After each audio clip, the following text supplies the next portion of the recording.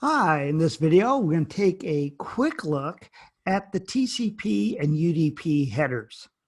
So first we'll begin with the TCP header, and several of the fields in both the TCP and UDP headers we're going to look at in more detail later. So this is just a quick look.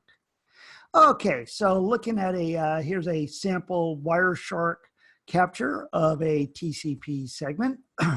So we have both first the source port, which is the number of the calling port. We'll learn much more about this later. Dynamically assigned by the sending host. The source port makes it possible to have multiple sessions, connections of an application running simultaneously. So we'll be seeing that in a later video, along with more on the destination port, which is the number of the called port, who you're connecting to, what application. End systems commonly use something known as a well-known port for the destination port number. Okay, this can include port numbers like port 80 for HTTP and port number 443 for HTTPS.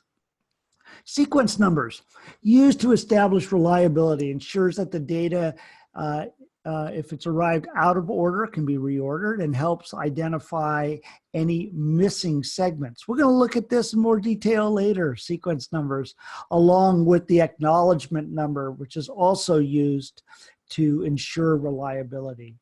And we'll see later that it contains the byte of the next, the number of the next expected byte or octet. Okay, header length, also known as data offset, indicates the length of the TCP header.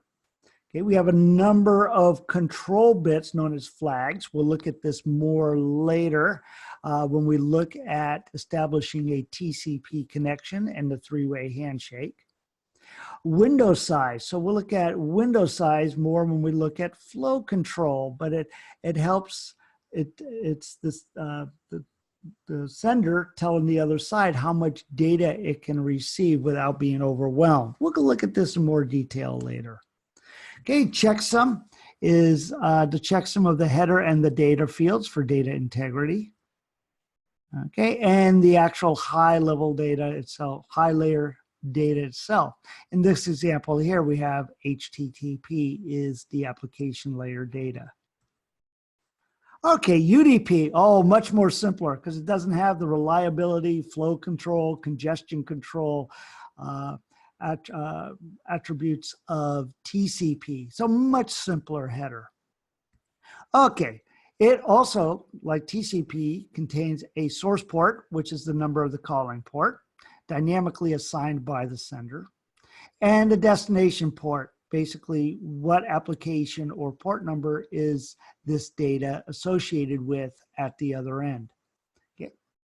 And some of the well-known port numbers used by UDP are like DNS 53, DHCP for IPv4, port number 67 and 68, and DHCP for IPv6, port numbers 546 and 547. Okay, we also have the length, which is the length of the UDP datagram, including both header and data fields, again, also known as the offset. And we have the checksum, which is the calculated checksum of the header and data fields for data integrity.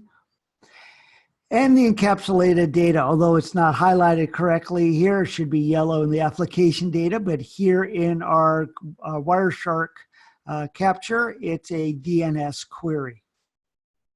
Okay. And that's a simple, quick look at the TCP and UDP headers. A lot more coming in later videos.